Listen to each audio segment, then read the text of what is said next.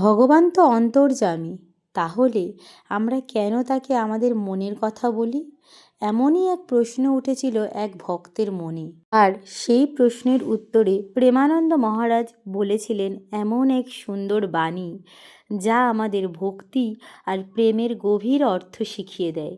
এই বাণী শুনলে মনে হবে ভগবান জানেন সব কিছুই, তবুও আমরা বলি, কারণ বলার মধ্যেই লুকিয়ে আছে ভক্তির সবচেয়ে সুন্দর রূপ। শেষ পর্যন্ত শুনুন, আপনার মনও আজ ভরে উঠবে ভগবানের প্রতি অপার ভক্তিতে। রাধে রাধে।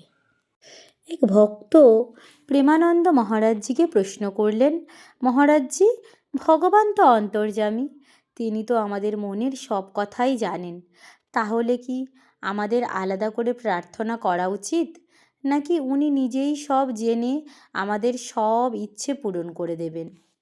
এই ভক্তের প্রশ্নের উত্তরে প্রেমানন্দ মহারাজজি গভীর এবং সুন্দর কথা বললেন। তিনি বললেন, যদি আপনার ভগবানের উপর এমন দৃঢ় বিশ্বাস থাকে যে ভগবান সত্যিই অন্তর্যামী, তিনি আপনার মনের প্রতিটি কথা জানেন, তাহলে আপনার মনে প্রার্থনা বা কামনা বা চাওয়া পাওয়া আসবেই না। কারণ আপনি জানেন তিনি সব জানেন, ভগবান সর্বজ্ঞানী, তার কাছে আবার আলাদা করে বলার কিছু দরকার নেই।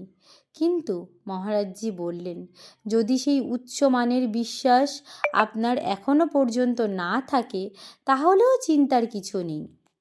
আপনি যদি চান, ভগবানের কাছে চাইতে পারেন, তার কাছে নিজের মনের প্রার্থনা বলতে পারেন। ভগবান ছাড়া আমরা আর কার কাছেই বা চাইব, কার কাছেই বা দুটো হাত পেতে বলবো, ভগবান আমাদের মনের ইচ্ছা পূরণ করো? ভগবানই তো আমাদের পরম পিতা, পরম মাতা।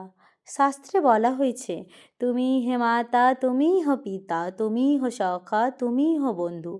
যখন ভগবান আমাদের সর্বজ্ঞ, আমাদের সর্বস্ব, তখন তো আমরা ভগবানের কাছে চাইবই। ভগবানই তো আমাদের সব কিছু, আমাদের ভরসার জায়গাই তো তিনি।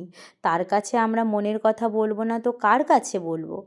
প্রেমানন্দ মহারাজজি আরও বললেন, একটা কথা শোনো, ভক্ত 4 প্রকারের হয়।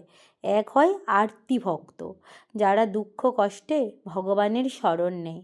2 হয় অর্থার্থী ভক্ত, অর্থাৎ যারা ধন সম্পদ ও সংসারের প্রয়োজনের জন্য ভগবানকে ডাকে। 3 হয় জিজ্ঞাসু ভক্ত, যারা ভগবানকে জানতে চায়, ভগবানকে পেতে চায়।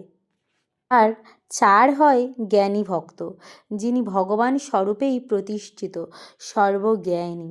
তাই যদি আপনার কিছু চাওয়া থাকে, সেটা অর্থ হোক বা বিপদ মুক্তি, তাহলে সেটা শুধু ভগবানের কাছে চাইবেন, ভগবান ব্যতীত অন্য কারো কাছে চাইবে না। কারণ ভগবান আমাদের পরম অভিভাবক, তিনি কখনো কাউকে খালি হাতে ফেরান না। ভগবান হয়তো আপনাকে ধন দেবেন, নয়তো আপনাকে এমন জ্ঞান দেবেন যাতে আপনার মধ্যে থাকা ধনের ইচ্ছাটাই আর থাকবে না। এরপর এক ভক্ত প্রশ্ন করলেন, মহারাজজি, যদি চাওয়ার পরেও আমাদের মনের ইচ্ছা পূরণ না হয়, তাহলে আমরা কি করব? উত্তরে প্রেমানন্দ মহারাজজি বললেন, এখানে সবচেয়ে গুরুত্বপূর্ণ বিষয় হলো আপনি ভগবানকে কী সম্পর্ক দিয়ে ডাকছেন। যদি আপনি ভগবানকে নিজের বলে মানেন, তাকে পরিবারের একজন বলে মনে করেন, তাহলে মনে রাখবেন আপনার ইচ্ছা পূরণ না হওয়াটাই আপনার জন্যে মঙ্গল। কারণ সেটা যদি পূরণ হতো, তাহলে হয়তো আপনার জীবনে বড় অমঙ্গল নেমে আসতো। ভগবান মঙ্গলময়, তিনি কখনো অমঙ্গল করেন না। এরপর প্রেমানন্দ মহারাজজি একটি গল্প বললেন। এক রাজা ছিলেন, তার এক মন্ত্রী ছিল, যিনি সবসময় বলতেন ভগবান যা করেন মঙ্গলের জন্যই করেন। একদিন শিকারে গিয়ে সেই রাজার আঙুল কেটে গেল। তখন মন্ত্রী বললেন, মহারাজ, ভগবান যা করেছেন মঙ্গলের জন্যই করেছেন। রাজা তো ভীষণ রেগে গিয়ে মন্ত্রীকে জেলে পাঠালেন। জেলে গিয়েও মন্ত্রী বললেন, ভগবান যা করেছে মঙ্গলের জন্যই করেছে।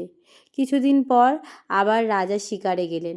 সেখানে ডাকাতের দল তাকে ধরে নিয়ে গিয়ে বলি দিতে যাচ্ছিল, কিন্তু আঙুল কাটা দেখে তাকে ছেড়ে দিল।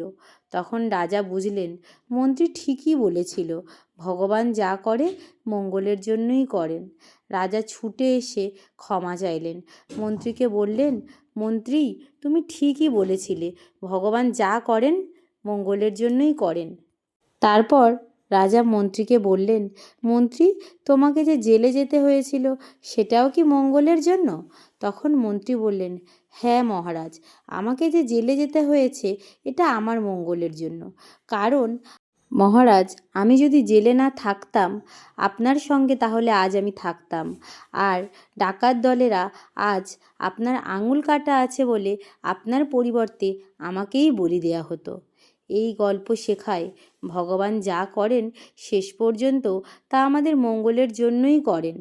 তারপর প্রেমানন্দ মহারাজজি বললেন, এটা তো গেল প্রথম ধাপ, এবার বলি দ্বিতীয় ধাপ। শুধু ভগবানের কাছে চাইলে হবে না, তার জন্য নাম জপ, ধ্যান, তপস্যা, ব্রত পালন, কর্মশুদ্ধ রাখতে হবে, অথবা ভগবানের উপর এমন বিশ্বাস রাখতে হবে যেন তিনি আপনার নিজের, আপনার মনের ইচ্ছা তিনি অবশ্যই পালন করবেন, তিনি আপনাকে ফেরাবেন না, এমন বিশ্বাস রাখতে হবে। আর এই বিশ্বাসটাই হলো শরণাগতি।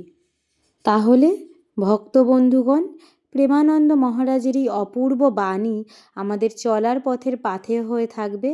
আর মহারাজজির এই একান্তিক বার্তালাপগুলি বাংলায় দেখতে হলে চ্যানেলটিকে সাবস্ক্রাইব করে রাখুন এবং লাইক, কমেন্ট, শেয়ার দিয়ে আমাদেরকে অনুপ্রাণিত করুন। কমেন্টে রাধে রাধে লিখতে ভুলবেন না। আজকের মতো চলি, দেখা হবে আবার কাল। নমস্কার, ধন্যবাদ।